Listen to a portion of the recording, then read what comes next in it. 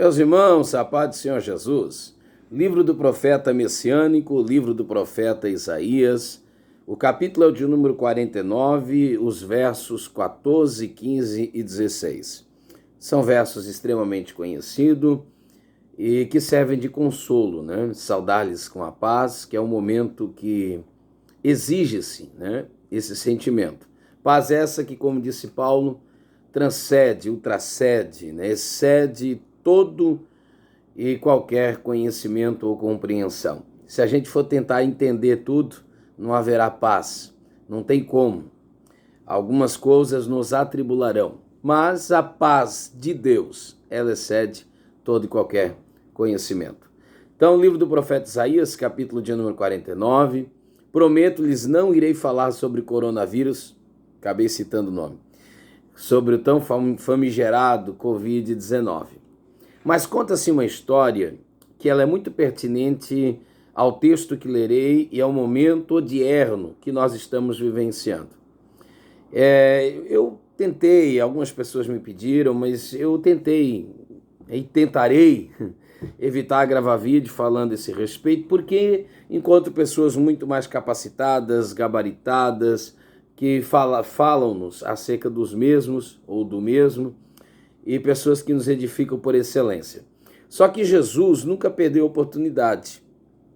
Mateus 6, ele multiplica pães e peixes e não perde a oportunidade de dizer: eu sou o pão da vida. João 9, dá vista a um cego de nascença e aproveita a oportunidade e diz: eu sou a luz do mundo.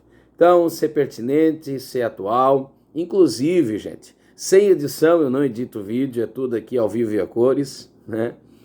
Eu indico a vocês que leiam, né, que assistam, que ouçam pessoas coerentes, pertinentes, pessoas que dominam o assunto, ou pessoas que usam e vão valer-se desse assunto para trazer-lhes uma mensagem extremamente edificante, e é isso que eu desejo fazer.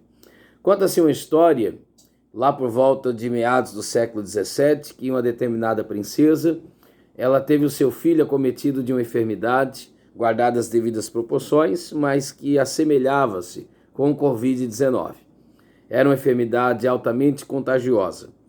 Então ela isola o seu filho, ela sabe-se, pelo menos no tempo, né, lhe é dito, lhe é informado, que se ela aproximasse do seu filho, ela iria ser contagiada, e ele, por ser uma criança, talvez pudesse haver possibilidade de escapatória, mas ela jamais escaparia pela sua idade, pelo seu quadro clínico, físico, enfim.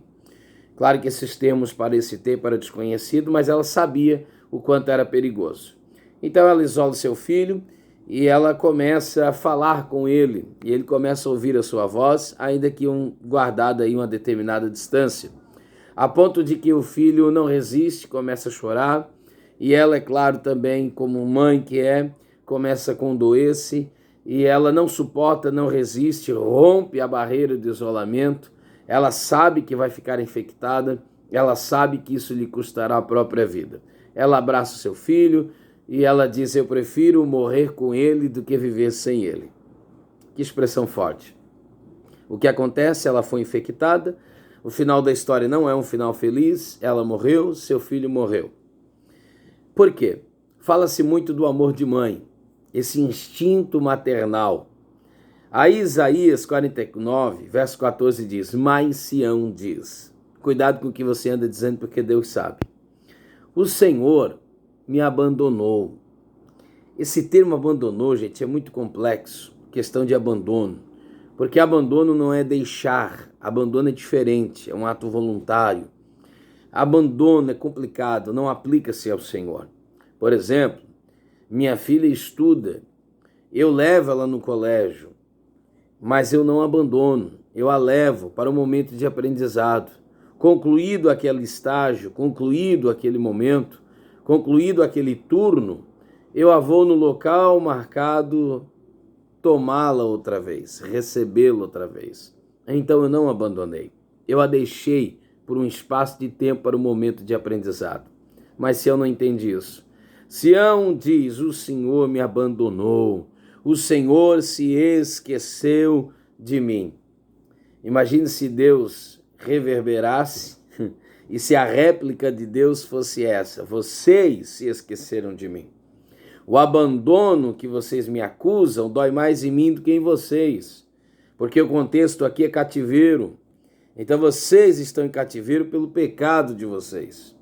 Então vossos pecados, Isaías 59, é que nos distanciam, nos separam, o preço do pecado. Então, Salmo 138, verso 2, Deus eleva acima de si sua própria palavra. Então nem Deus pode violar isso, por incrível que isso possa parecer. Mas Sião acusa de que Deus esqueceu, porque ela está em cativo, e Deus responde, verso 15. O Senhor respondeu: será, na tradução que tenho, que uma mãe pode esquecer do filho que ainda mama, de maneira que não se compadeça do fruto do seu ventre? Na verdade, esse amor, esse instinto maternal é quase que incogitável, um abandono de uma mãe. Mas Deus diz: mas ainda que esta viesse a se esquecer dele, eu, porém, disse Deus, não me esquecerei de você. Gênesis capítulo 21 conta a história de uma mãe que abandonou o seu filho. Abandonou o seu filho de uma maneira involuntária, abandonou o seu filho por um propósito, ela não quer vê-lo morrer. Gênesis capítulo 21. Eu estou falando de Agar quanto a Ismael. Terminada a água do odre, ela abandona seu filho debaixo de uma árvore e ele está abandonado. Aí Deus vai falar com quem abandona acerca de quem está abandonado, e Deus diz àquela que abandona, dizendo a esta: Deus ouviu o choro, não de quem abandonou, mas de quem foi abandonado. Deus ouviu o choro do menino, abriu os olhos de Agar e ela viu que estava junto a uma fonte de água. Então, às vezes, o abandono é cegueira, às vezes o abandono nos leva a isso. Mas a questão é, uma mãe que ama, teve a capacidade de abandonar, não por falta de amor, talvez por excesso dele, mas por falta de capacidade. Mas Deus está dizendo, ainda que isso aconteça, indiferentemente do motivo, eu, diz o Senhor, jamais, jamais, jamais, ainda que isolamento, lembra da história lá do início do vídeo?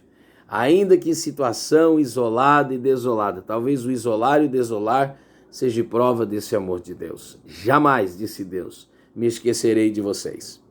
E daí o verso 16 diz: eis que eu gravei vocês na palma das minhas mãos. Vê se você consegue entender. Isaías 59, meus ouvidos não estão gravados, minha mão não está encolhida. Então minha mão está estendida. Se vocês olharem para as minhas mãos, vocês vão ver que o nome de vocês está gravado. Não está rabiscado, não está riscado, não está assinalado. Não, está gravado. Então algo gravado dentro desse tempo, o que subentende-se é que não tem como desgravar. Não há como, ao menos que arranque de si parte de seu corpo. Então Deus está dizendo, minhas mãos estão estendidas, vocês podem vê-la. E observe que nessa mão estendida está gravada, e o que está gravado nela é vocês. As mãos de Deus, claro que isso aqui é um antropomorfismo, acho que é isso. Claro que as mãos de Deus falam do agir de Deus, da ação de Deus. Então as mãos de Deus, o agir de Deus, a ação de Deus, prova-nos o quê? Que Deus não nos abandonou. Olhe para as mãos estendidas de Deus e você verá, Deus não te abandonou. Olhe para os feitos de Deus e você perceberá, Deus não te abandonou. Continuando falando a estes, Deus diz assim, eu, porém, não me esquecerei de vocês, Tenho gravado na palma das minhas mãos. E daí diz mais, as suas muralhas estão continuamente diante de mim. Isso aqui é forte demais, porque o contexto aqui, gente, é cativeiro. As muralhas aqui são os montouros, o que restou dos muros que foram quebrados. Aí Deus diz assim, vocês estão com os muros quebrados. Isso fala de fragilidade, vulneráveis. Mas saibam de uma coisa, os muros quebrados de vocês estão diante de mim, não apenas diante de vocês. As muralhas quebradas que mostram a fraqueza de vocês, eu tenho visto. Eu sei que vocês estão frágeis. Só que Salmo 125, Assim como os montes rodeiam Jerusalém, guardando e sitiando, assim o Senhor está em volta do seu povo. Aquilo que para vocês é uma aberração, é uma abominação, é uma desolação, aquilo que para vocês é a lembrança do que já foi forte, para mim, aleluia, é a lembrança de que nada pode nos separar. As muralhas estão derribadas, nada pode afastar vocês de mim.